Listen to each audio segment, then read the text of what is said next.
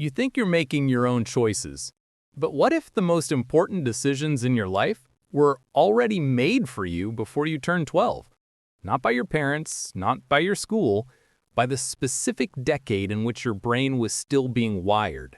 And depending on the years you grew up in, you got a completely different set of default settings installed in your psychology. Psychologists call this developmental imprinting. The experiences you had in childhood don't just leave memories, they shape the actual circuits in your brain. Your brain had a critical window, roughly from birth to around age 12, where it was absorbing the world around it and building permanent mental shortcuts. If you're born between 1965 and 1980, you're Generation X, and your generation had one of the most unusual childhoods in modern history. Gen X kids came home to empty houses, figured things out alone, and learned that relying on yourself was the only option that never let you down. That imprinted a deep skepticism of authority and institutions. Gen X has a built-in detector for corporate spin and political theater that other generations are still developing. And here's the thing about Gen X that almost nobody talks about. They're the generation that got quietly good at surviving, not demanding recognition, just doing the work. Now, if you were born roughly between 1976 and 1985, you belong to one of the most fascinating micro-generations in psychological research, the Xennials. Xennials had an analog childhood, but a digital adulthood. You remember card catalogs at the library, but you also watched the internet arrive in real time. This created something remarkable, a brain that is comfortable in both worlds. You can read a physical map and troubleshoot a smartphone. Both skills are stored as defaults. Xennials became natural translators. In any workplace, they're the ones who can explain the same thing to a 60-year-old and a 20-year-old and make sense to both. Then came the Millennials, born between 1981 and 1996. And their childhood came with something previous generations never had, the participation trophy. Every milestone was celebrated. Every child was told they were special. And social media arrived just as they hit adolescence, creating an entirely new validation loop. The default setting this imprinted? A deep habit of seeking external confirmation that you're doing okay, and an unusual relationship with debt because borrowing for a dream felt normal. But here's what the millennial criticism always misses. They entered adulthood during a financial crisis that wiped out the path their parents promised them. That's not a personality flaw. That's a wound. Generation Z, born between 1997 and 2012, never knew a world without the internet. Their brains were shaped by infinite scroll from the beginning. The effect on attention and depth was real. Gen Z shows higher rates of context switching and lower tolerance for slow delivery. This is not laziness. This is hardware. Growing up through a pandemic, climate anxiety, and economic instability also installed anxiety as a kind of baseline operating mode. Uncertainty became the default expectation. Here's what's fascinating.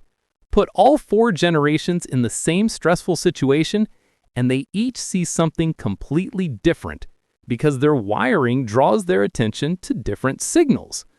And this is where most generational content gets it wrong. This is not about labels. It's about understanding the actual code that was written into you.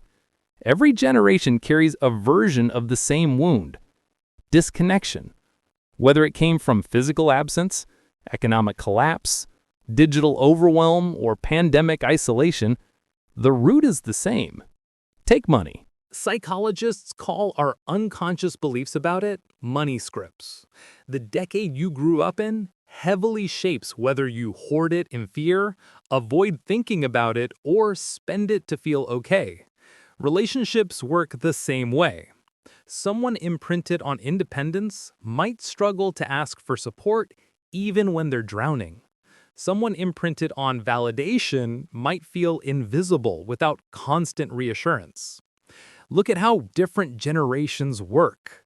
The late night alone, no asking for help type versus the constant check-in, please confirm I'm doing well type. Neither is better. Both are just default programs running.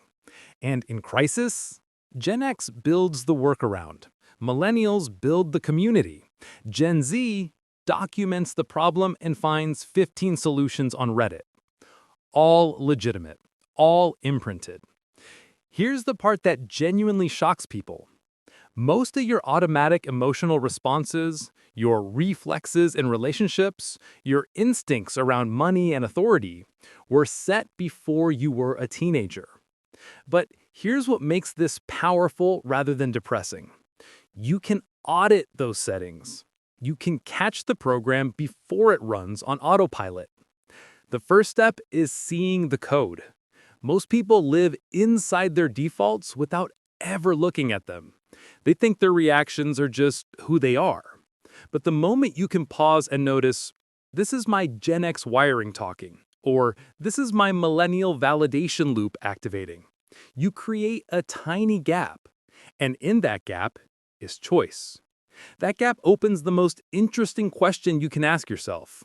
Why do I go cold when someone needs something from me? Why does praise feel hollow? Where did that actually come from?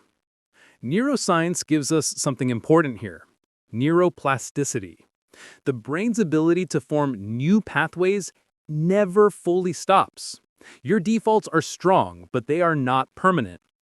Research shows that the brain retains significant plasticity well into adulthood. The window closes, but it doesn't lock. New experiences can still rewrite old reactions. The catch is that small, repeated choices matter far more than single dramatic changes. Each time you do something that runs against your default wiring, that new pathway gets a little stronger. And this is where Xennials have a unique advantage. Having lived across both worlds gave them more than two skill sets. It gave them flexibility, the ability to not be locked into one mode. Gen X's deep self-reliance doesn't have to mean emotional isolation.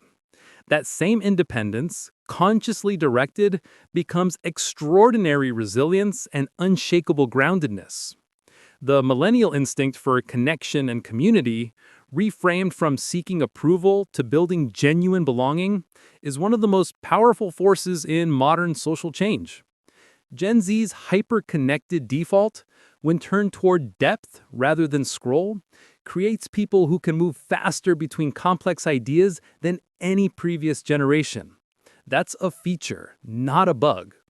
And here's what's happening right now across every generation.